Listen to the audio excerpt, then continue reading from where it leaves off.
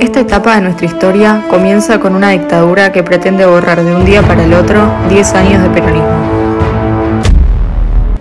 Luego de diferentes intentos desestabilizadores contra Perón, la autodenominada Revolución Libertadora, encabezada por Eduardo Lonardi, asume el poder el 23 de septiembre de 1955.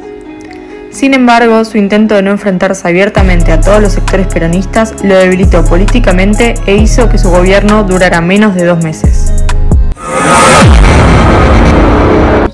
A partir de esto se consolidó el ala más dura militar del antiperonismo, encabezada por Pedro Eugenio Aramburu e Isaac Rojas, y bautizada irónicamente por los sectores peronistas como la Revolución Fusiladora. Durante este gobierno, el general Juan José Valle intentó un levantamiento contra el régimen de facto acompañado por algunos civiles y militares, y en menos de 48 horas el levantamiento fue sofocado y 16 militares y 13 civiles fueron fusilados. Este fue uno de los muchos levantamientos de lo que se conoció como la resistencia peronista. Como todo golpe institucional, se necesitaban socios en la sociedad civil, y en esta oportunidad estos sectores fueron, entre otros, los partidos opositores, la sociedad rural y la Iglesia Católica.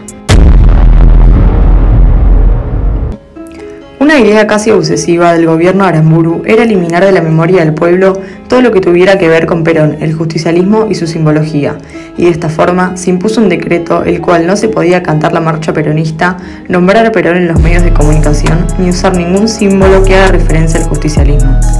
Todo esto, además de prohibir al peronismo participar en las elecciones presidenciales de 1958, y permitiendo así que Frondizi tomara el mando del país. De esta forma, desperonizar también significó derogar la Constitución Nacional de 1949, intervenir la CGT y dejar sin efecto las principales conquistas sociales, económicas y políticas obtenidas por los trabajadores durante los gobiernos de Perón. Esto fue el inicio de una grieta que aún no se ha podido cerrar.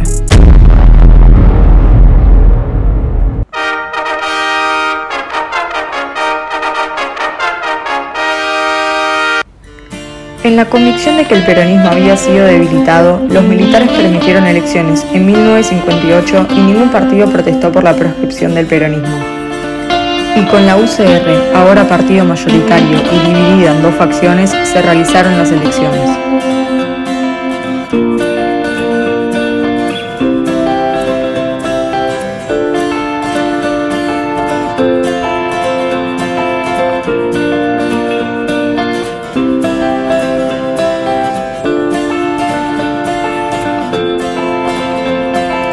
Por un lado estaba la UCR del Pueblo, liderada por Ricardo Balbín y de carácter más antiperonista, y por el otro, la UCR intransigente, liderada por Arturo Frondizi y más cercana al líder exiliado en España.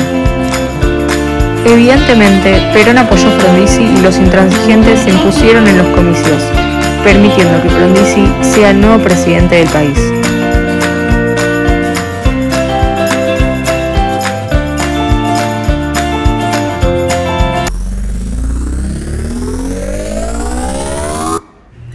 Hacia 1958, la balanza comercial de la Argentina era deficitaria y la inflación había comenzado a ser un problema.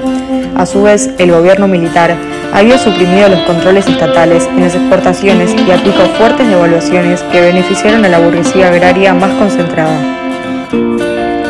Además, se congelaron los salarios y se suprimieron los subsidios al consumo de los sectores populares. Y en resumen, la herencia de la dictadura en términos económicos fue de una crisis profunda y del desmantelamiento del modelo industrialista que había intentado Perón.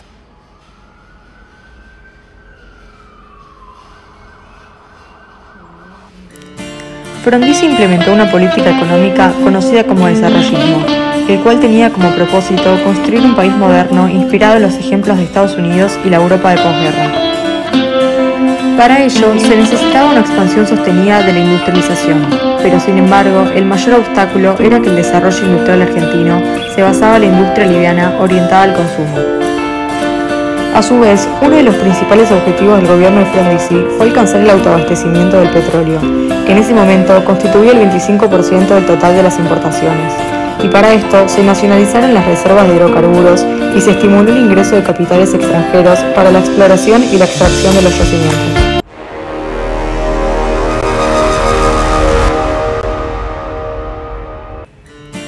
A pesar de sus buenas intenciones, la política desarrollista fue criticada por su aumento del gasto público y por no lograr compensar el déficit fiscal.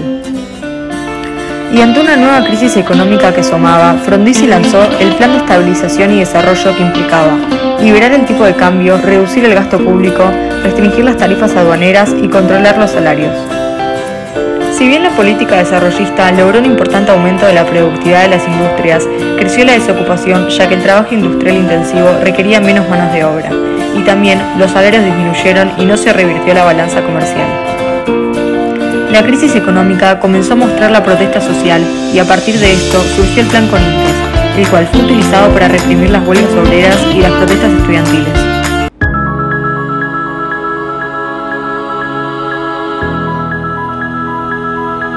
Para completar el panorama de crisis, Arturo Frondizi se propuso flexibilizar la proscripción del peronismo, comenzando por la participación del justicialismo en las elecciones provinciales. Y para entonces, el gobierno de Frondizi ya era muy débil y el 29 de marzo de 1962 se produjo un nuevo golpe militar que lo derrocó. De este modo, el periodo comenzado con el golpe de Estado a Perón en 1955 inició una larga sucesión de gobiernos civiles débiles marcados por la proscripción del peronismo y dictaduras militares.